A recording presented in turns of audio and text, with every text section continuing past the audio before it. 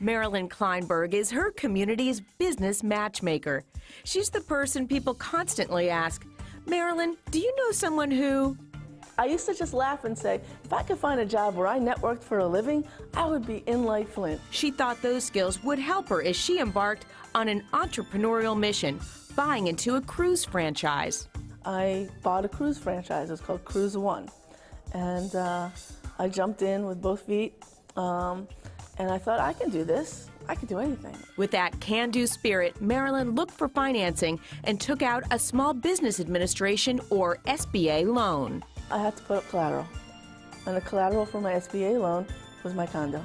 Quickly, Marilyn discovered just how choppy the waters of entrepreneurship really are, as the cruise industry was hit by a perfect storm. You have a recession, or maybe you have all these breakouts on ships where people are getting sick, or maybe you have these hurricanes hitting 20 hurricanes in 1 year, and people get afraid to sail.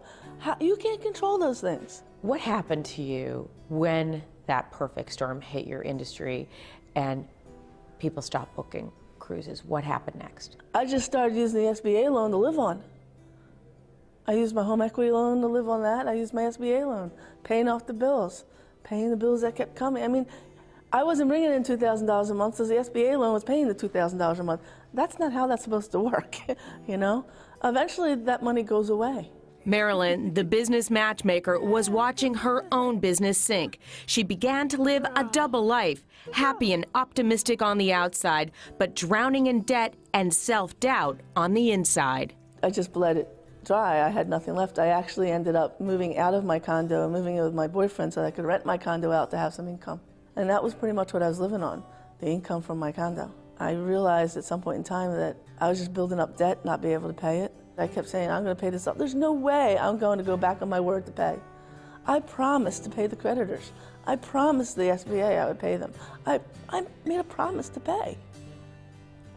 I couldn't renege on that. Plus, I heard my parents in my head. I kept thinking, I'm letting them down. My father had passed away a long time ago. When my mom died, she left me that money that I paid the house off with. The house was free and clear, all mine. I was just filled with fear, filled with failure, stuck. I was just stuck. And feeling that professionally you hadn't achieved what you set out to do. You're feeling personally you'd let your parents down.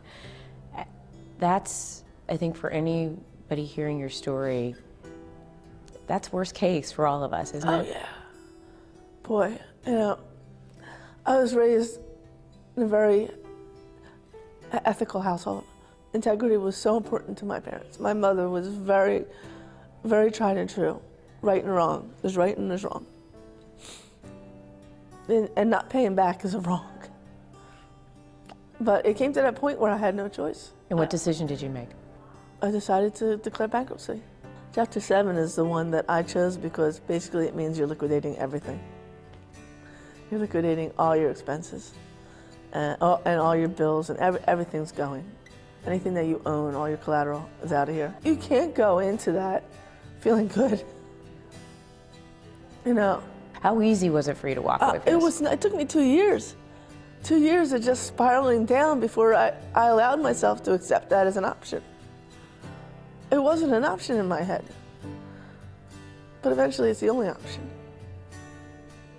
I had no other choice. When you wake up in the morning now, what gets you out of bed? I'm hoping that I've learned from my mistakes. Despite the growing numbers, there's a lot we don't know about bankruptcy. So let's dispel some of the myths. Let's start with the one I hear a lot. I will lose everything I have. Well, that's simply false. Bankruptcy laws vary from state to state, but almost every state protects certain assets. Things like your home and car are generally protected, but you have to continue to pay back any loans associated with them. Clothing, home furnishings, and qualified retirement plans are usually protected too. So let's flip to the other side of that one, something I also hear a lot. Filing bankruptcy magically makes all of your debts disappear. Unfortunately, folks, that one's false too. It doesn't wipe out all your debt. Child support, alimony, government-backed student loans, and any debt that was the result of fraud is still yours to pay back. Next, I commonly hear, if I file, I will never be able to buy another car or get a credit card. The good news here, that's false. You will have access to credit again and credit cards. In fact, those offers are going to come in sooner than you think, but expect to pay for the privilege by paying very high interest rates. And finally, this is one you may hear a lot. Filing for bankruptcy is a mark on your permanent record. The good news there, it's false. It may not feel that way, though. Bankruptcy stays on your credit report for up to 10 years, and then you get a clean start.